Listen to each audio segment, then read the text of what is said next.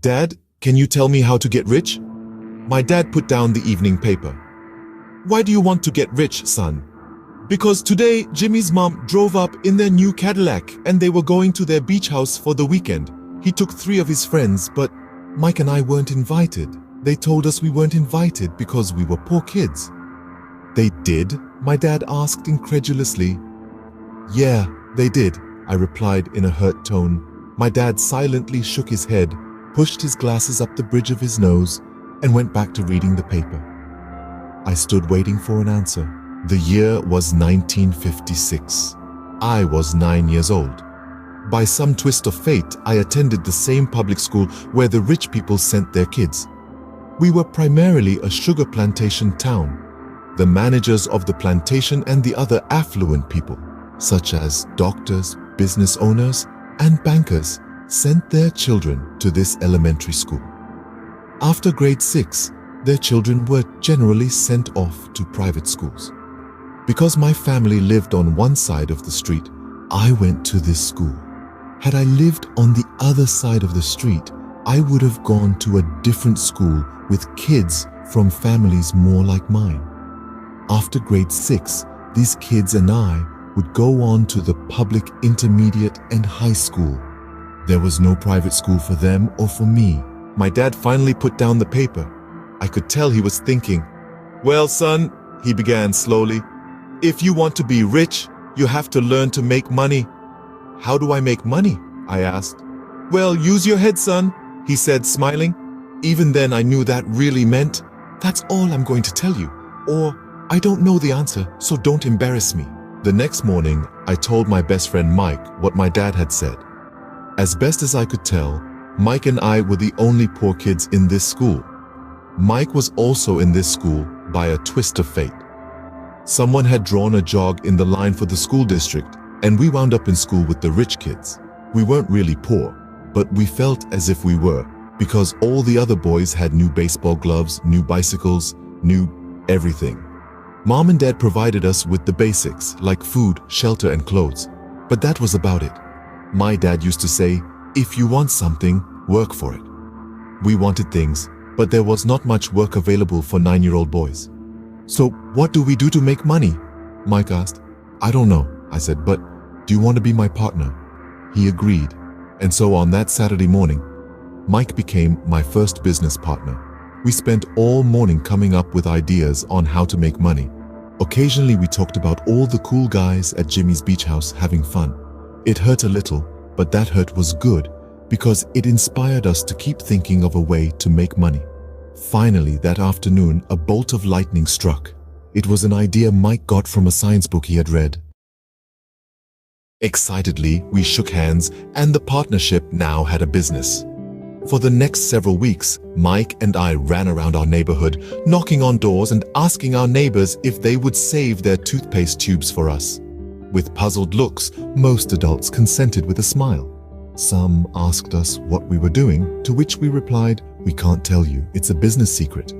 My mom grew distressed as the weeks were on. We had selected a site next to her washing machine as the place we would stockpile our raw materials. In a brown cardboard box that at one time held catsup bottles, our little pile of used toothpaste tubes began to grow. Finally, my mom put her foot down. The sight of her neighbor's messy, crumpled, used toothpaste tubes had gotten to her. "What are you boys doing?" she asked. "And I don't want to hear again that it's a business secret. Do something with this mess or I'm going to throw it out." Mike and I pleaded and begged, explaining that we would soon have enough and then we would begin production.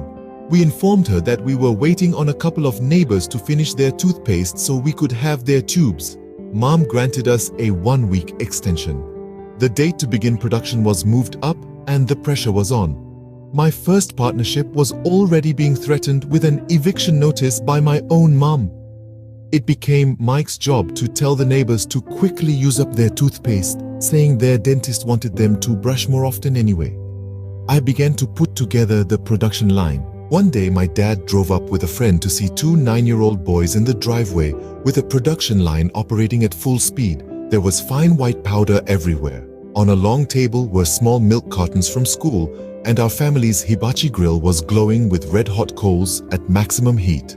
Dad walked up cautiously, having to park the car at the base of the driveway since the production line blocked the carport. As he and his friend got closer, they saw a steel pot sitting on top of the coals in which the toothpaste tubes were being melted down. In those days, toothpaste did not come in plastic tubes. The tubes were made of lead, so once the paint was burned off, the tubes were dropped in the small steel pot. They melted until they became liquid, and with my mom's pot holders, we poured the lead through a small hole in the top of the milk cartons. The milk cartons were filled with plaster of Paris. White powder was everywhere.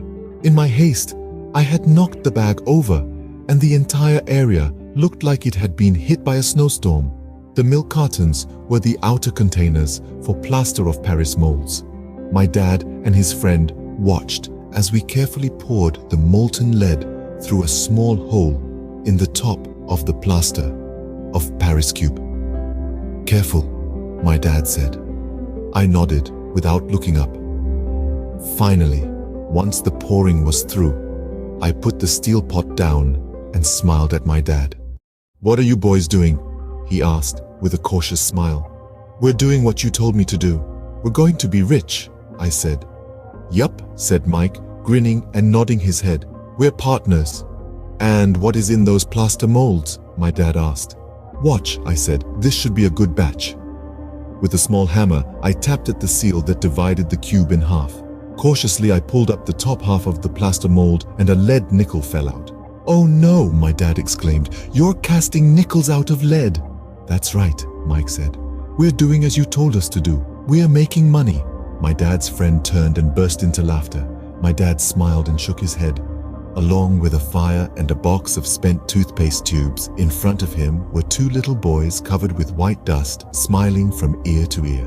He asked us to put everything down and sit with him on the front step of our house. With a smile, he gently explained what the word counterfeiting meant. Our dreams were dashed. "You mean this is illegal?" asked Mike in a quivering voice. "Let them go," my dad's friend said. "They might be developing a natural talent." My dad glared at him. "Yes, it is illegal," my dad said gently. "But you boys have shown great creativity and original thought. Keep going. I'm really proud of you." Disappointed, Mike and I sat in silence for about 20 minutes before we began cleaning up our mess. The business was over on opening day. Sweeping the powder up, I looked at Mike and said, "I guess Jimmy and his friends are right. We are poor." My father was just leaving as I said that. "Boys," he said, "you're only poor if you give up. The most important thing is that you did something. Most people only talk and dream of getting rich. You've done something. I'm very proud of the two of you. I'll say it again. Keep going. Don't quit." Mike and I stood there in silence. They were nice words, but we still did not know what to do. "So how come you're not rich, Dad?" I asked. "Because I chose to be a school teacher. School teachers really don't think about being rich. We just like to teach. I wish I could help you, but I really don't know how to make money." Mike and I turned and continued our cleanup. "I know," said my dad. "If you boys want to learn how to be rich, don't ask me. Talk to your dad, Mike." "My dad?" asked Mike with a scrunched up face. "Yeah, your dad," repeated my dad with a smile. "Your dad and I have the same banker, and he raves about your father. He's told me several times that your father is brilliant when it comes to making money." "My dad?" Mike asked again in disbelief. "Then how come we don't have a nice car and a nice house like the rich kids at school?"